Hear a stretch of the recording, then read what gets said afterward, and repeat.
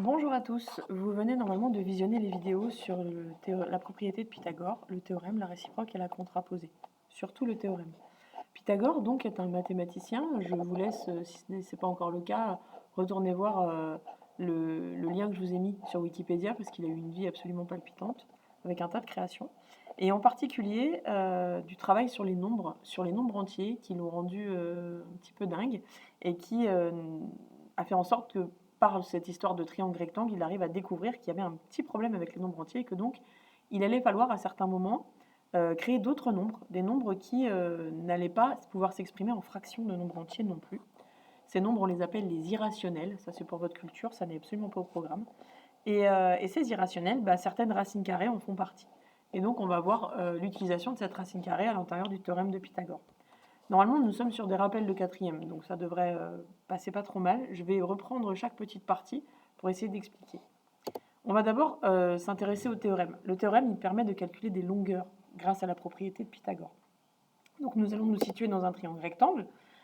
Ici, ce triangle s'appelle ABC. Il est rectangle en B, puisque c'est là que se situe l'angle droit. Nous connaissons la mesure de AB qui fait 3 cm et la mesure de BC qui fait donc 4 cm. Le théorème de Pythagore dit que si je connais deux côtés d'un triangle rectangle, je dois pouvoir calculer le troisième. Ici, celui que nous cherchons, c'est l'hypoténuse. Je prends une petite seconde pour revenir sur cette vidéo que vous avez dû regarder avec donc des carrés qui sont créés sur chaque côté de ce triangle. Et on se rend compte, en vocabulaire entre nous, que le petit plus le moyen, ça fait exactement la taille du grand. Voilà ce qu'est le théorème de Pythagore. Vous avez ensuite une seconde vidéo que je vous ai proposée dans laquelle on explique pourquoi, à l'aide d'un pavage, etc. Et on prendra le temps de réexpliquer ça en classe. Donc, nous, on se parle de ce triangle et on se dit comment est-ce que je fais pour calculer AC. D'abord, il va falloir vérifier qu'on est bien dans un triangle rectangle. Ça ne marche que dans les triangles rectangles. La première phrase que vous écrirez sera donc dans le triangle ABC rectangle en B. Ensuite, d'après le théorème de Pythagore, il va falloir citer cette propriété pour rendre donc à ce grand homme son travail, et puis pour expliquer qu'on ne fait pas ça n'importe comment et que nous on sait que puisque le triangle est rectangle, la propriété s'applique. Et enfin, fin de phrase, ça veut dire que AC au carré, donc là ici AC, on est bien sur le côté le plus grand de ce triangle, celui qui va générer ici le plus grand des carrés qu'on pourra mettre sur ce côté, qui est donc égal à AB au carré, le petit carré ici, plus BC au carré, le carré qui est ici. Alors lorsqu'on parle de longueur au carré, il s'agit d'un nombre. Donc ces nombres, les voici. 3 au carré, 3 c'est AB, 4 au carré pour BC, et donc le carré de ce nombre, c'est la surface du carré qui est représenté. En mathématiques, un mot a un sens, et le mot carré représente la surface d'une figure géométrique. Alors qu'est-ce que c'est que 3 au carré 3 au carré c'est 3 fois 3, et 4 au carré c'est 4 fois 4. Donc ça fait bien 9 plus 16. J'attire votre attention là-dessus, il ne faut pas confondre double et carré. Le petit 2 signifie que ce nombre, on va le multiplier par lui-même autant de fois que l'exposant. L'exposant, c'est ce petit nombre qui est là. Donc comme c'est 2, on fait 3 fois 3, 2 fois, ça fait 9. 4 fois 4, 2 fois, ça fait 16. Ensuite, 9 plus 16, ça donne 25. Et là, on se dit, donc d'accord, mon grand carré qui est ici a une surface de 25 cm², s'il s'agit de centimètres. C'est bien le cas ici. Comment est-ce que je fais pour retrouver la longueur du côté? C'est là que vient l'utilisation de cette racine carrée qui a rendu fou Pythagore. La racine carrée, c'est le travail arrière du carré.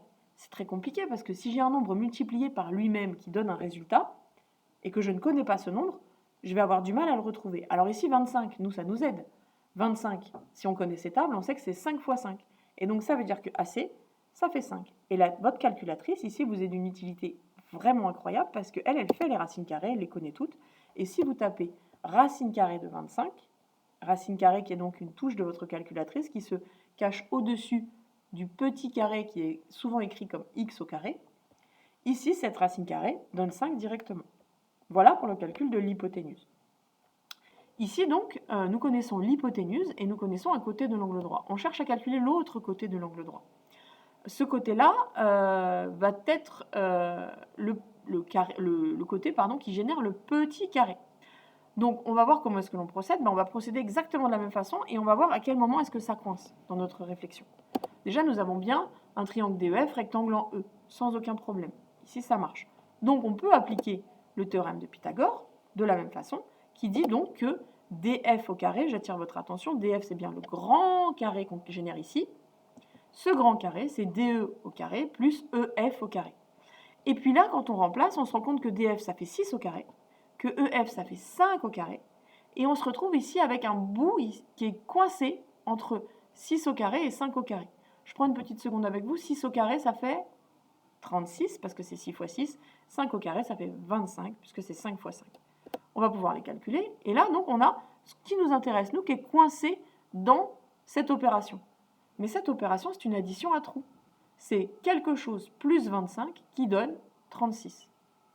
Et ce réflexe, il est hyper important, on va s'en servir toute l'année. Addition à trous est donc la même chose qu'une soustraction. Ce qui fait que si je prends 36 et que si je lui soustrais 25, je vais retrouver la quantité qui m'intéresse. On va donc, par un artifice de calcul, passer de cette forme d'addition à trous à cette opération, qui donc 36 moins 25, opération que je sais faire facilement. 36 moins 25 me donne 11.